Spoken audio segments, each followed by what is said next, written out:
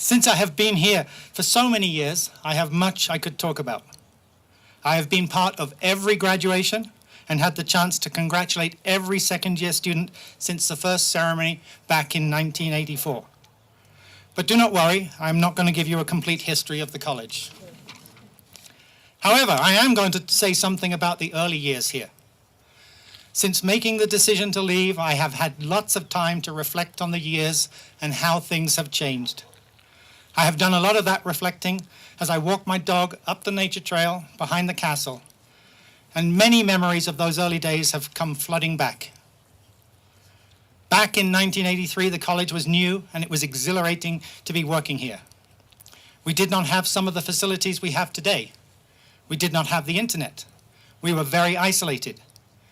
We even had a student activity that used to tune a shortwave radio to BBC World Service just to be able to get news updates. But there was a pioneering spirit amongst the students and faculty that was incredibly strong. We were doing something very special. We were inventing our version of experiential education as we went along.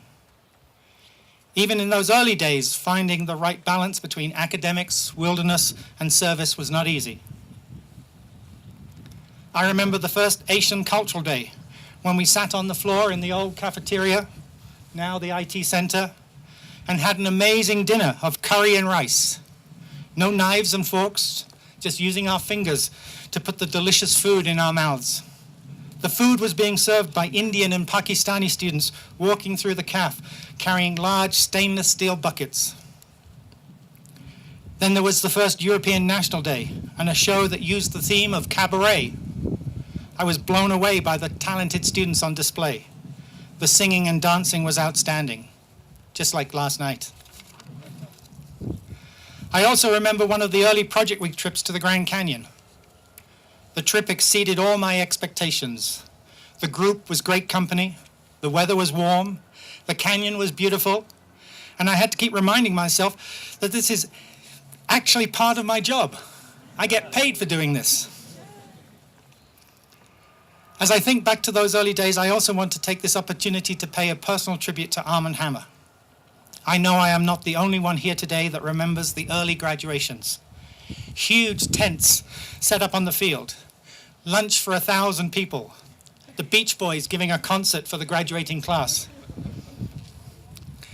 Arm & Hammer would usually arrive with a large crowd of rich and famous friends. He would always tell us the same stories about the times he visited the old Soviet Union back in the 1920s and how he sat down with Lenin to do business. He also spoke about the time he attended a tea party with the Queen of England at Buckingham Palace. During that party, Prince Charles and Lord Mountbatten cornered him and asked him to help found a United World College in the United States of America. In addition, he often spoke about his travels around the world and the world leaders he was visiting with. After Hammer died, a couple of biographies were published that focused a lot on the dark side of Arm & Hammer. He did many things in his life, but for me, his greatest achievement was the founding of this college, and for that I am very grateful to him. Without his efforts to establish this college, none of us would be here today.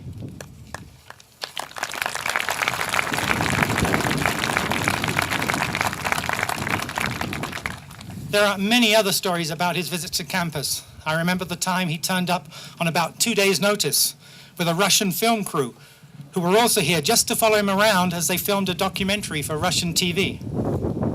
Somehow, Hammer arranged to get 2 Russian students to attend the college. This was a time when Ronald Reagan was still president and the Cold War was still going on. When they showed up, they looked more like university students than high school students. They also arrived with a teacher of Russian.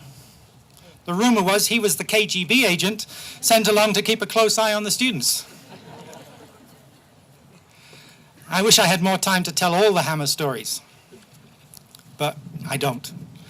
The college today is different from the one I joined all those years ago. That does not mean it is not as good as it once was. Every institution grows and changes.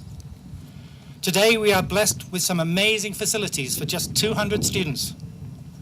We have a beautifully restored castle, which has been my home for the last 9 years. We have a sports complex. I will certainly miss the use of the squash courts. The students today seem to me to be a lot younger, but that is because I am getting older. But most importantly, the college is still providing an education that I think is second to none. This is the International Baccalaureate program combined with the United World College experience. I wish I had that chance when I was in high school. It is, for most students, a life-changing experience. It was for my son David, who was given the chance to attend Atlantic College as a Davis Scholar from 2002 to 2004. I also know it was for my friend and former student, Mike Taylor, who is now a trustee. Part of that life-changing experience came to him during a Project Week trip in Mexico, and I ended up leaving him along with another student at the border when they did not return in time to be picked up by the bus. You can ask Mike for the exact details. In just a few short weeks, Betty and I will be leaving for a very new and different life back in the United Kingdom. In fact, we will soon have to deal with something many students fear: life after UWC. For many years, I have told students that yes, there is life after UWC. I'm usually doing this at 1 a.m. or 2 a.m. on the morning after graduation as I try to get the buses loaded for the early morning departure to the airport in Albuquerque. The problem with loading the bus at 1 a.m. is no one wants to leave. Nobody wants to get on that bus. I will be out there tomorrow morning trying to do the same thing one last time. Well, now and I really mean Betty and I, are going to have to face that same experience. Though it is hard to leave, it can be a scary and exciting thing all at the same time. Sometimes in your life an opportunity comes along. This may be completely unexpectedly, but it is something that you just have to follow. For me, my new job is one of those opportunities. I am still going to be working with the International Baccalaureate program, and I am still going to do some teaching. But I will also have the opportunity to travel to many IB schools worldwide, and I hope that there will be many graduates from this year and past years that I will get the chance to meet up with. Now we are getting closer to the end, I would like to go on to something a bit more serious. This is where I will try to share some words of wisdom with the graduating class. This will be my pass down to the class of 2010.